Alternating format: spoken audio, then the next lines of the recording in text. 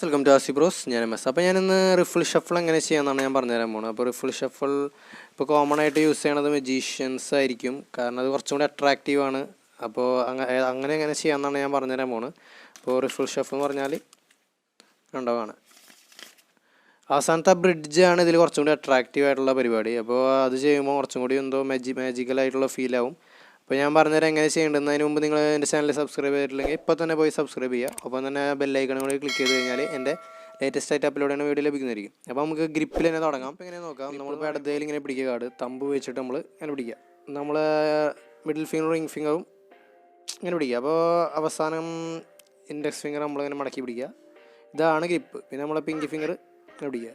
ഇത്രയുള്ള ഗ്രിപ്പിൽ അറിഞ്ഞിരിക്കേണ്ടത്.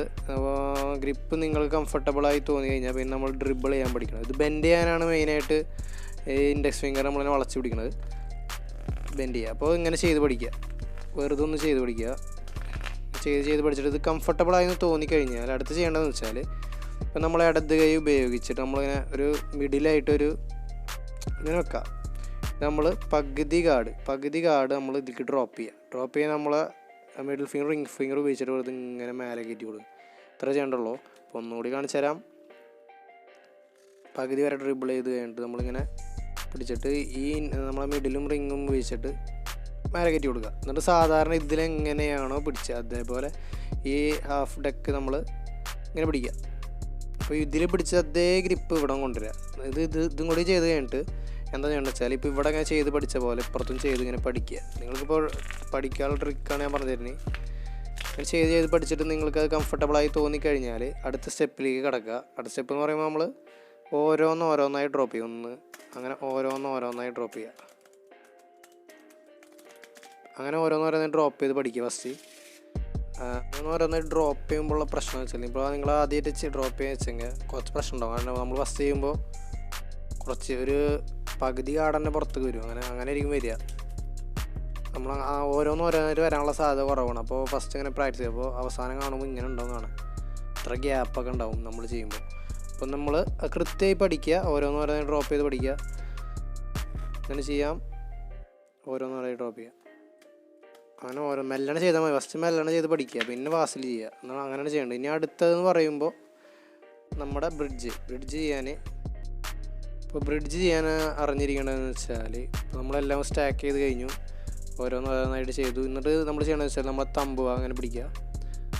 തമ്പ് ഇങ്ങനെ പിടിച്ചിട്ട് നമ്മളെ ഇൻഡെക്സ് നമ്മളിങ്ങനെ മേലായിട്ട് വെക്കുക. ഇതാണ് മെയിനായിട്ട് അറിഞ്ഞിരിക്കേണ്ടത്. അപ്പോൾ അങ്ങനെ വെച്ച് കഴിഞ്ഞാൽ നമ്മളെ മിഡിലും റിങ്ങും നമ്മുടെ ഉള്ളിലേക്ക് ഇങ്ങനെ മടക്കുക.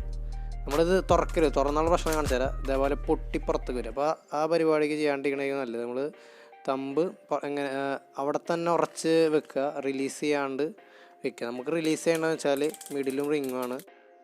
അപ്പോൾ നമ്മൾ റിലീസ് ചെയ്യാണ്ട് ഇങ്ങനെ അമർത്തി പിടിച്ചിട്ട് നമ്മളെ ഈ ഇൻഡെക്സ് ഇങ്ങനെ വെക്കുക. നമ്മളിത് മടക്കുക. നമ്മളെ ഈ മിഡിലും റിങ്ങും നമ്മളിങ്ങനെ ഉള്ളിലേക്ക് തള്ളിക്കണത് നമ്മൾ ചെറുതായിട്ട് ഇങ്ങനെ റിലീസ് ചെയ്യുക. ചെറുതായിട്ട് നേരക്ക് റിലീസ് ചെയ്യുക. അപ്പോൾ നൈസായിട്ട് സംഭവം ബ്രിഡ്ജ് ഇങ്ങനെ വരും.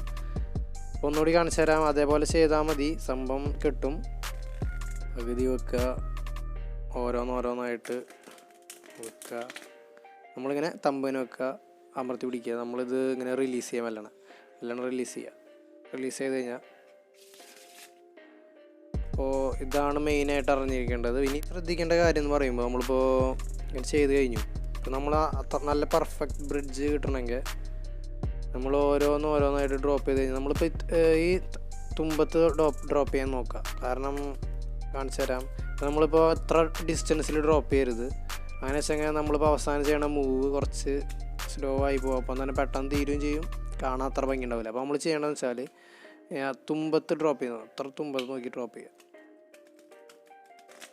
ഈ ഡിസ്റ്റൻസിൽ വേണം ഡ്രോപ്പ് ചെയ്യാൻ. ഇത്രക്ക് ഡിസ്റ്റൻസ്. ചില സമയത്ത് ഡ്രോപ്പ് ചെയ്യുമ്പോൾ നല്ല ഡിസ്റ്റൻസ് ഉണ്ടെങ്കിൽ ബ്രിഡ്ജ് പെട്ടെന്ന് ചെറുതുമായിരിക്കും. അപ്പോൾ അത്ര രസം ഉണ്ടാവില്ല കാണാം. അപ്പോൾ ഒന്നുകൂടി കാണിച്ചു തരാം ഞാൻ.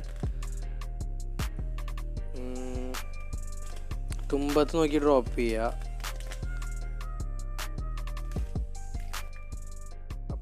അപ്പോൾ നിങ്ങൾക്ക് റിഫിൾ ഷഫിൾ പിടികിട്ടിയെന്ന് വിചാരിക്കുന്നു. അപ്പോൾ നിങ്ങൾക്ക് ഈ വീഡിയോ ഇഷ്ടപ്പെട്ടെങ്കിൽ ലൈക്ക് ചെയ്യുക. വല്ല സംശയം കമൻറ്റ് സെക്ഷനിൽ പറയാവുന്നതാണ്. ഞാൻ വേറെ വല്ല വീഡിയോ ഉണ്ടാക്കണമെങ്കിൽ പറയാവുന്നതാണ്. അപ്പോൾ താങ്ക് യു ഫോർ വാച്ചിങ്.